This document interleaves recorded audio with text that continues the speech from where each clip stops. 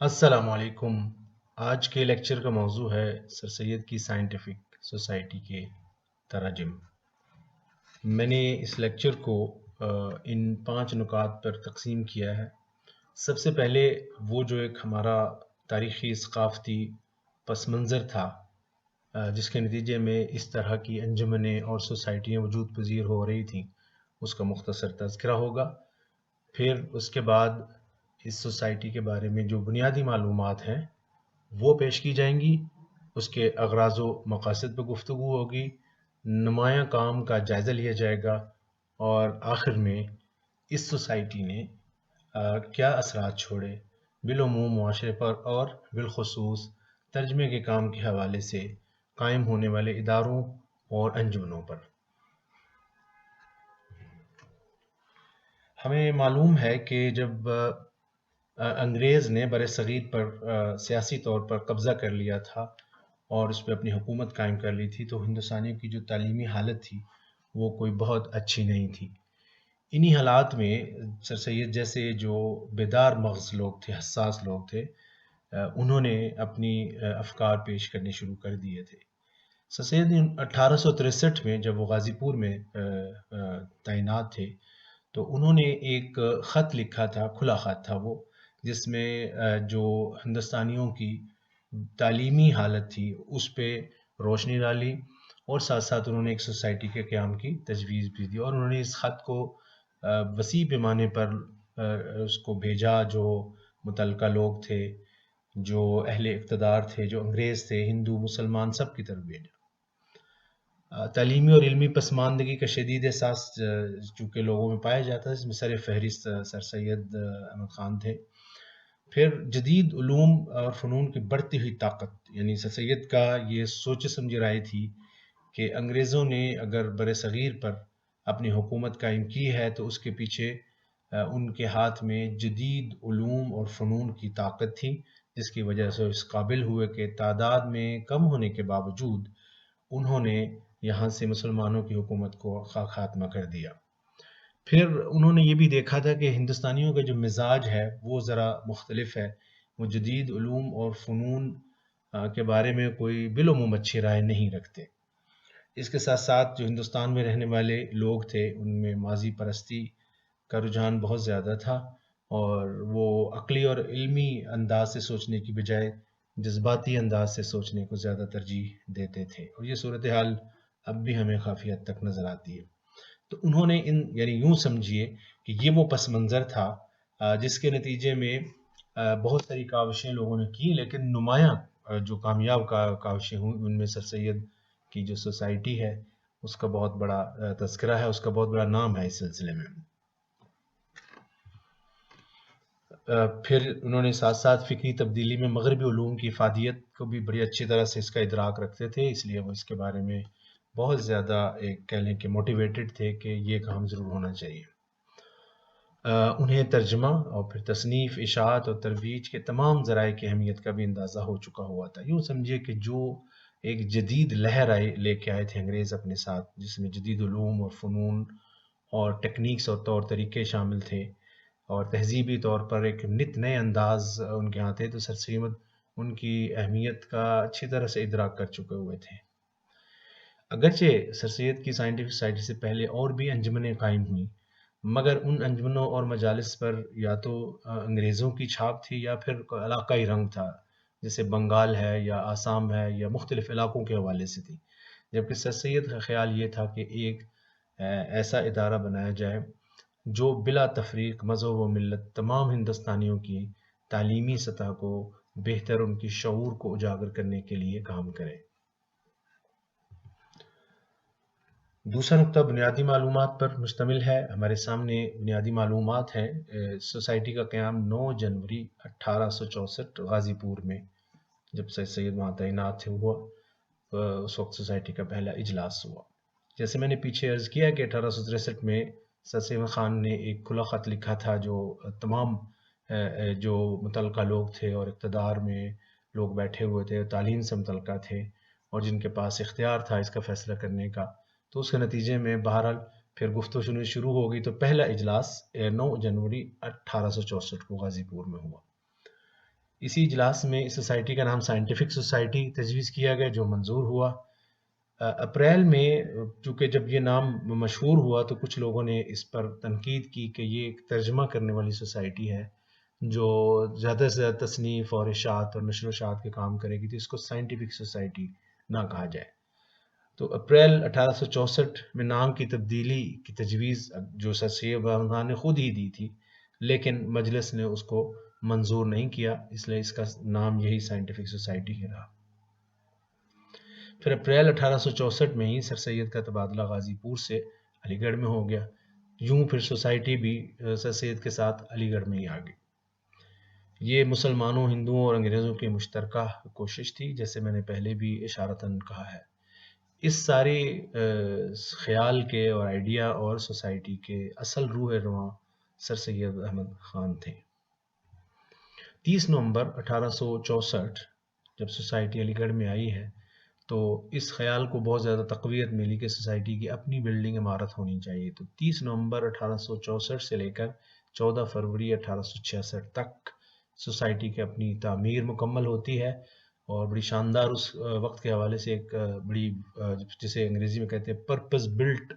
Building جو ہے نا، وہ ایک کنسٹرکشن کی گئی، جس میں ہر چیز پر غور کرنے کے بعد اس کے مختلف حصے اور بنائے گئے۔ پھر 15 اگست 1867 کو سر سید کا بنارس میں تبادلہ ہوتا ہے، پھر وہ بنارس سے ہی انگلستان چلے جاتے ہیں۔ تو سر سید یہ جو 2 سال تھے 1864 اور 1866، یا زیادہ سے زیادہ اس میں 15 اگست 1867 کا بھی شامل کر لیجئے،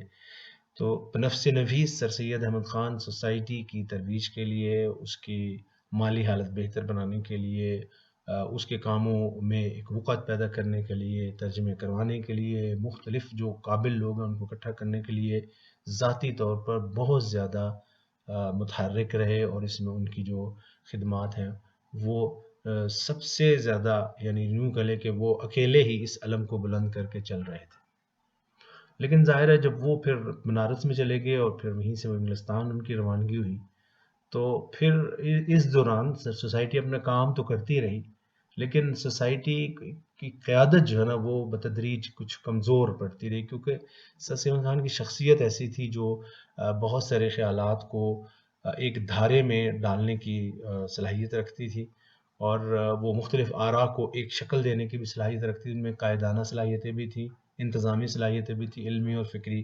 صلاحیتوں کے ساتھ ساتھ۔ پھر ظاہر ہے وہ قیادت اس طرح سے میسر نہ آئی سوسائٹی کو، خاص طور پر سر سید کی غیر موجودگی میں۔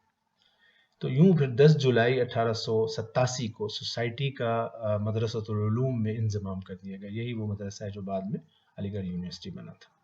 تو اگر ہم ایک عمومی اندازہ لگائیں تو سوسائٹی کا جو دورانیہ ہے تقریباً 34 سال بنتا ہے۔ کیا بنیادی اغراض و مقاصد ان شخصیات نے اپنے سامنے رکھے تھے؟ ان میں سے 3 مقاصد ہمارے سامنے ہیں۔ ان علوم و فنون کی کتابوں کا جن کو انگریزی زبان میں یا یورپ کی کسی زبان میں ہونے کے سبب ہندوستانی نہیں سمجھ سکتے، ایسی زبانوں میں ترجمہ کرنا جو ہندوستانیوں کے عام استعمال میں ہوں۔ دوسرا مقصد اس کا تھا ایشیا کے قدیم مصنفین کی کامیاب اور نفیس کتابوں کو تلاش کر کے وہاں پہنچانا اور چھاپنا۔ تیسرا، سوسائٹی کو کسی مذہبی کتاب سے سروکار نہ ہوگا۔ اور جیسا کہ میں نے آپ سے پہلے بھی کہا، کیونکہ اس سوسائٹی کے قیام میں جو مسلمان بھی تھے، ہندو بھی تھے، اور دیگر جو مذاہب کے لوگ وہ بھی شامل تھے، اور اس کے ساتھ ساتھ انگریز بھی، کچھ منصف مزاج انگریز بھی اس کام میں شامل تھے، تو اس کی وجہ سے اس کے مقاصد میں اس یعنی اجتماع کی جھلک اچھی طرح سے نظر آتی ہے۔ سب سے پہلا مقصد آپ غور کیجئے کہ انہوں نے صرف انگریزی زبان سے تراجم کو مقصد نہیں بنایا، بلکہ یورپ کی کسی اور زبان جس کی وجہ سے ہندوستانیوں کو وہ بات نہ سمجھ میں آ سکتی۔ تو اس کا مطلب یہ ہے کہ کوئی بھی ایسا علم کی شاخ اور اہم علم جس نے ترقی کی ہے انگریزی میں اور یورپ کی دیگر زبانوں میں، اور اس کو ہندوستانی نہیں سمجھ سکتے، ان کو ایسی زبانوں میں ترجمہ کرنا، یہ بھی ذہن میں رکھیے گا جو ہندوستانیوں کا عام استعمال میں۔ تو اس کا مطلب ہے صرف اردو نہیں تھی، اگرچہ اردو سر فہرست تھی، اور یہ وجہ ہے کہ ہمیں جو تراجم نظر آتے ہیں وہ اردو میں ہی ہیں۔ اس کے ساتھ ساتھ ایشیا کے قدیم مصنفین کی کامیاب اور نفیس کتابوں کو تلاش کر کے ہم پہنچانا اور چھاپنا. تو مقصد یہ ہے کہ یہ صرف ترجمہ کرنے کی سوسائٹی نہیں تھی، اس میں تصنیف کو بھی ان مقاصد میں شامل کیا گیا، طباعت کو بھی شامل کیا گیا. اس کی وجہ سے ایک پرنٹنگ پریس بھی اس سوسائٹی کے نام پر لگایا گیا، اپنا ایک پرنٹنگ پریس تھا اس کا. تو یہ جو سوسائٹی کو کسی مزے کتاب سرکار نہ ہوگا، اس کی وجہ بہت واضح ہے، کیونکہ اس میں شامل ہونے والے لوگ مختلف پس منظر رکھتے تھے. اس کے ساتھ ہی ہم نمایاں کام جو سوسائٹی نے سر انجام دیے ان کا تذکرہ کرتے ہیں. نمبر 1، کتابوں کا انتخاب. ترجمہ کے لیے جو کتابوں کا انتخاب کیا گیا 6 جون سے ہی 1964، آپ یوں کہہ لیں کہ اپنے قیام کے دوسرے سال سے ہی، بلکہ حقیقی قیام کے ہی سال میں 1864 میں 28 ایسی کتابوں کی فہرست تیار کی گئی جو سر سید خان نے خود ہی تیار کی تھی، جن میں سے چند ایک کا یہاں پہ نام، صرف 3 کا نام لکھا ہوا ہے. جیسے رسالہ یورپ کے آلات کاشتکاری، یعنی ایک ایسا رسالہ تیار کیا جائے جو کئی انگریزی کتب سے ان کا مواد نکال کے اور پھر اس کا اردو میں ترجمہ کیا جائے. جان فلپس کی رسالہ جیولوجی کا ترجمہ، الفنسٹن کی تاریخ ہندوستان کا ترجمہ، اردو ترجمہ. اور پھر اس فہرست میں 1865 میں مزید 18 کتابوں کا اضافہ کیا گیا، جن میں سے مثلاً کام کی رسالہ ترکیب جسم انسانی اور جارج ولسن کی رسالہ در باب تار برقی، یعنی الیکٹریسٹی کے بارے میں جو انہوں نے ایک کتابچہ لکھا تھا، اس کے ترجمے کو بھی اس اگلی فہرست 18 کتابوں پر مشتمل فہرست میں شامل کیا گیا. سوسائٹی نے جو دوسرا نمایاں کام کیا وہ لیکچرز کا سلسلہ تھا. اس میں مختلف جہات پہ لیکچر ہوتے تھے. قانون پر جو لیکچر کا سلسلہ شروع کیا گیا اس میں فیس رکھی گئی. فکر و نظر میں وسعت کے عمومی لیکچرز بھی رکھے گئے سوسائٹی کی طرف سے، عام لوگوں کے لیے، عام پڑھے لکھے لوگوں کے لیے. اس میں فیس نہیں رکھی انہوں نے. علم طبعیات پر لیکچرز تھے، تعلیم نسواں پر لیکچرز کا سلسلہ شروع کیا گیا، اور فلاح و بہبود کے کاموں کی اہمیت اور ترویج پر لیکچرز. یعنی یوں سمجھیں کہ یہ جو ایک طرف ترجمہ، دوسری طرف تصنیف، اشاعت اور لیکچرز کا سلسلہ ایسی جہتوں پر بالخصوص جس میں لوگوں کے شعور میں اضافہ ہو، جو جدید معاشرہ ہے اس کے بارے میں ان کی معلومات میں اضافہ ہو، اور اس کے ساتھ ساتھ معاشرے کی خدمت کرنے، معاشرے میں اپنی خدمات پیش کرنے اور سوشل ورک کرنے کا جذبہ بھی ان میں اجاگر ہو. سوسائٹی نے سائنسی تجربات کی خاطر لیبارٹری بھی قائم کی، جس میں جو مختلف علوم تھے جب ان کے بارے میں لیکچرز ہوتے تھے تو وہ پھر شرکاء کو اس لیبارٹری میں لے جا کر کے اس کی عملی جو شکل پذیری ہوتی تھی اس کا مظاہرہ بھی ان کو دکھایا جاتا تھا. نمبر 4، سوسائٹی نے کتب خانہ قائم کیا، اور اس کے اخبارات کے بارے میں بھی ہے کہ 28 جنوری کو 1865 میں سر سید کی جانب سے مبلغ 600 روپے کی یعنی کہ عطیہ سے کتب کی خریداری کا آغاز ہوا. انہوں نے تحفہ کیا تھا جس سے اس کتب خانے کے لیے کتابوں کی خریداری کا آغاز ہوا، جس میں وہ سلسلہ پھر آگے بڑھتا رہا. 1866 میں آپ یہ دیکھیں کہ کتنی تیزی کے ساتھ یہ ترقی ہو رہی تھی. یعنی پہلے کہہ سکتے ہیں آپ 3 سال جو ہے اس میں بڑی تیزی کے ساتھ اس میں ترقی ہو رہی تھی. 1866 میں انگریزی، اردو، عربی، سنسکرت اور فارسی کے 40 اخبار سوسائٹی میں آیا کرتے تھے. انگریزی، اردو، عربی، سنسکرت اور فارسی کے 40 اخبارات سوسائٹی میں آیا کرتے تھے. سوسائٹی نے پھر اپنا اخبار بھی جاری کیا. 14 فروری 1866 سے اخبار نکالنے کی تجویز ہوئی، اور پھر 3 مارچ کو 1866 کو ایک ہفتہ وار اخبار کا اجرا ہو گیا، جس کو بعد میں سہ روزہ کر دیا گیا.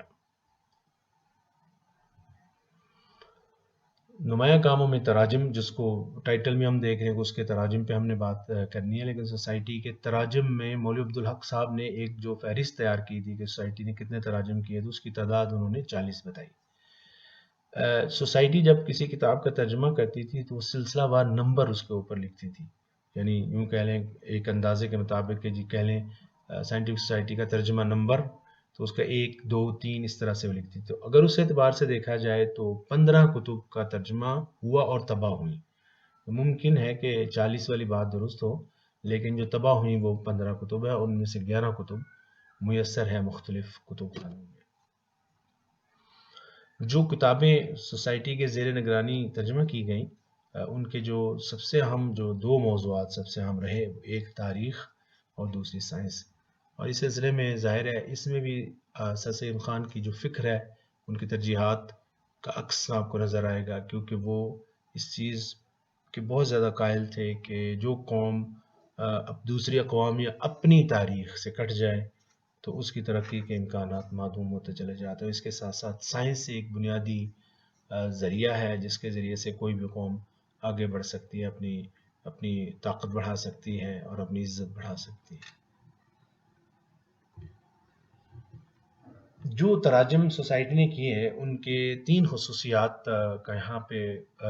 ذکر آپ کو ملے گا کہ ان تراجم میں حواشی کی مدد سے جو متن میں مشکل اشارات، ایسی چیزیں جو خالص ترجمے کی مدد سے سمجھ میں نہ آ سکتی ہوں، یا اصطلاحات ایسی آ رہی ہوں جو یقیناً نئی اصطلاحات تھی، کیونکہ علوم نئے تھے، باتیں ساری نئی تھی، تو ان کے ساتھ ساتھ ان کی اصطلاحات بھی نئی تھی، تو ان کی حاشیہ میں ان کی وضاحت کر دی جاتی تھی۔ ترجمے میں اس چیز کا اہتمام کیا جاتا ہے کہ زبان عام فہم ہو، مشکل الفاظ استعمال نہ کیے جائیں۔ اس کے ساتھ ساتھ جو اردو کا اسلوب ہے اس کو بھی آسان بنانے کی کوشش کی گئی ترجمے میں، کیونکہ بنیادی مقصد یہ تھا کہ مسلمان، ہندو، جتنے بھی ہندوستانی ہیں ان کی تعلیمی سطح کو بہتر کرنا۔ اگر یہ مقصد ہے تو پھر زبان ایسی استعمال کی جائے جو ان کی ذہنی سطح، تعلیمی سطح کے قریب تر ہو، تاکہ ان کو بات سمجھنے میں دقت پیش نہ آئے۔ اثرات کے اعتبار سے اگر آپ دیکھیں تو پیچھے جیسے مولوی عبدالحق کی رائے آئی 40 کتابیں، یا پھر دوسری جو تعداد بتائی جا رہی ہے 15 کتابیں، کسی بھی تعداد کو لیں تو 34 سال کے عرصے میں یہ کوئی بہت بڑا کام نہیں ہوا ترجمے کے اعتبار سے، تو کمیت کے اعتبار سے تو کم ہی ہے، مگر اس نے اپنی جو کیفیت کے اعتبار سے کہہ سکتے ہیں کہ اس کے اثرات بے شمار ہوئے، کیونکہ میدان خالی تھا اور اس طرح کی کوشش پہلے سے کوئی نہیں ہوئی تھی جو تمام مذاہب کے لوگ مل کر رہے تھے، اس لیے اس نے ایک ایسی ریت ڈالی جس کے نتیجے میں بے شمار دیگر انجمنیں اور سوسائٹیاں پھر وجود پذیر ہوئیں، اور انہوں نے اس کام کو آگے بھی بڑھایا۔ یعنی یوں کہہ سکتے ہیں کہ آپ سوسائٹی نے ایک ماڈل دیا تھا، ایک آئیڈیا پہلے دیا، پھر وہ کر کے دکھایا تو ایک ماڈل دیا، پھر باقی جو اس کے بعد میں قائم ہونے والی سوسائٹیاں، انجمنیں اور ادارے تھے، انہوں نے اسی ماڈل کی پیروی کی۔ اب اس ماڈل کے جو اہم نکات تھے وہ یہ تھا کہ جو جدید علوم و فنون کی کتب ان کا ترجمہ کیا جائے، پھر اپنی تصانیف بھی کی جائیں، پھر ان کو شائع بھی کیا جائے، ان کی اشاعت بھی کی جائے، پھر تعلیمی مقاصد کے لیے جیسے میں نے آپ سے کہا کہ سیمینارز کروائے جائیں، لیکچرز کروائے جائیں، پھر تحقیق بھی کی جائے، اور پھر لوگوں میں شعور اجاگر کرنے کی کاوشیں مختلف طریقوں کے ساتھ کی جائیں۔ تو یہ جو ماڈل تھا جو سر سید کی سائنٹیفک سوسائٹی نے دیا، اپنے وقت کے اعتبار سے اس کا اتنا مؤثر ثابت ہوا کہ بعد والی جو کاوشیں تھیں انہوں نے اسی کی پیروی کی۔ ترجمہ شدہ کتابوں کے نتیجے میں پھر ایک اور عمل سامنے آیا، وہ اسی تبادلات تحریر اردو زبان میں بالخصوص اور تخلیقات۔ ہمیں پتہ ہے یہ ویسے بات جو یہاں پہ ہوئی ہے، یہاں جس کا تذکرہ ہے، یہ تقریباً ہر ایک یعنی قوم کی تاریخ میں ہمیں یہ ملتا ہے، عربوں کی تاریخ میں بھی ہمیں ملتا ہے، یا عباسی دور میں سب سے پہلے جو یونانی کتب کا سیریائی زبان کے ذریعے سے جو تراجم ہوئے، تو شروع میں وہ تراجم تھے، اس کے بعد پھر اگلی نسل نے ان تراجم کو اچھی طرح سمجھا، پھر اس کے بعد اگلی نسل نے اپنی تبادلات کتب سائنس میں لکھنا شروع، فلسفے، سائنس اور دیگر علوم میں عربی زبان میں لکھنا شروع کر دی۔ یوں کہہ سکتے کہ ایک نیچرل پروسیس ہے جس میں پہلے مرحلے میں اگر کسی قوم کے ترقی یافتہ علوم کا ترجمہ کیا جاتا ہے تو دوسرے مرحلے میں یعنی اگلی نسل اس ترجمے کو اچھی طرح سے سمجھتی ہے، اپنے اندر اس کو جذب کرتی ہے، اور پھر تیسری نسل انہی علوم اور فنون میں تحقیق کرتی ہے، اور یوں اس میں پھر اسی زبان میں، اپنی زبان میں اضافے کا ذریعہ بنتی چلی جاتی ہے۔ تو یہی یہاں پہ بھی ہمیں نظر آتا ہے۔ علی گڑھ تحریک جو بعد میں سامنے آئی، اس کے خط و خال بھی اسی سوسائٹی، یعنی ہم کہہ سکتے ہیں کہ اگر سوسائٹی کا تجربہ سر سید خان کو نہ ہوا ہوتا، دیگر عوامل کے علاوہ، کیونکہ سر سید خان کا انگلستان میں جو قیام ہے یہ ایک بہت بڑا عامل تھا جو بعد میں آ کر انہوں نے علی گڑھ تحریک بھرپور انداز میں شروع کر دی تھی. لیکن سوسائٹی کا جو تجربہ سر سید خان نے یہاں پہ کیا تھا اس کا بھی ایک بہت بڑا حصہ ہے. اس تجربے نے سر سید خان کو جو مدرسۃ العلوم پھر علی گڑھ تحریک جو چلی بعد میں اس کا بہت بڑا حصہ ہے. ہم کہہ سکتے ہیں کہ اگر یہ سوسائٹی کا تجربہ ان کو نہ ہوتا تو شاید علی گڑھ تحریک شروع ہونے میں اور آگے بڑھنے میں مزید کئی سال لگ جاتے. تو اس طرح سے ہم دیکھتے ہیں کہ ایک کاوش ایک بندے کی تحریک کی وجہ سے، ایک بندے کے متحرک ہونے کی وجہ سے کی گئی، اور اگرچہ وہ کاوش اپنی تعداد کے اعتبار سے، ترجمے خاص طور پر کے اعتبار سے اتنی زیادہ مؤثر نہیں تھی، لیکن کئی اور حوالوں سے اس نے اثرات چھوڑے. اور پھر اس نے سب سے اہم جو اثر چھوڑا وہ یہ تھا کہ ایک خیال کو عملی جامہ پہنا کے اس کا ماڈل پیش کر دیا، جس کے نتیجے میں لوگوں نے اس کی پیروی کی، اور اس پیروی کے نتیجے میں مزید تعلیمی ترقی کے راستے مسلمانوں پر اور ہندوستانیوں پر جو اپنے اپنے اعتبار سے کام کرتے کھلتے چلے گئے. اس کے ساتھ یہ لیکچر ختم ہوتا ہے. اپنا بہت خیال رکھیے. السلام علیکم.